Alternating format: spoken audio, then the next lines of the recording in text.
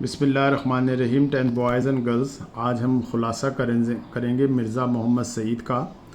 तो ख़ुलासा सुबह अखबारों में ये ख़बर यहाँ से लेकर तीसरी लाइन में इस साने इरताल की ख़बर तक ना हुई यहाँ तक। फिर अगला पैराग्राफ आलम की मौत होती यहाँ से लेकर 1 2 3 चौथी लाइन में नामों से वाकिफ़ नहीं हुए। फिर इससे अगली लाइन काम करते थे 27 की तमन्ना यहाँ से लेकर सारी उम्र नहीं किए यहाँ तक। फिर अगले पेज पे जाएंगे। अब हम पेज नंबर 14। एक पब्लिशर साहब लाहौर से दिल्ली महज इस गर्ज से आए यहाँ से लेकर 2 3 4 5 6 7वीं लाइन में 2-4 मिनट पहलू बदल कर रुखसत चाही। फिर इससे अगले पैराग्राफ में मिर्ज़ा साहब दिल्ली के शुरफा यहाँ से लेकर तीसरी लाइन में उनकी कराबतदारी थी।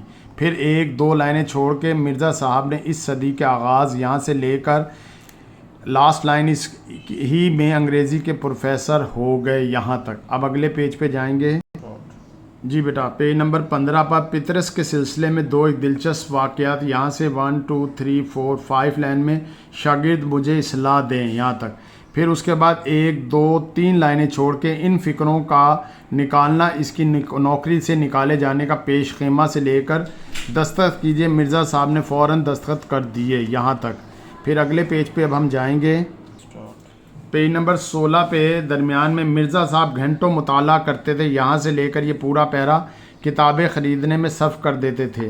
फिर इससे अगला मिर्ज़ा साहब की ज़िंदगी बड़ी सीधी सादा यहाँ से ये भी पैरा पूरा कल्बे मुतमइन्ना की दौलत से माला माल थे। अगले पैराग्राफ की रेडियो पाकिस्तान कराची से 14 साल पहले यहाँ से लेकर दूसरी फिल बदिया दिया करते थे यहाँ तक।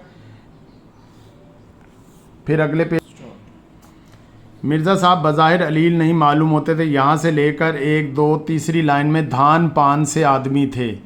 इसी तरह फिर एक लाइन छोड़ के दिल्ली के जिन 2-4 नौजवानों ने सबसे पहले सूट पहनना शुरू किया उनमें सबसे नफीस सूट मिर्ज़ा साहब ही का होता था।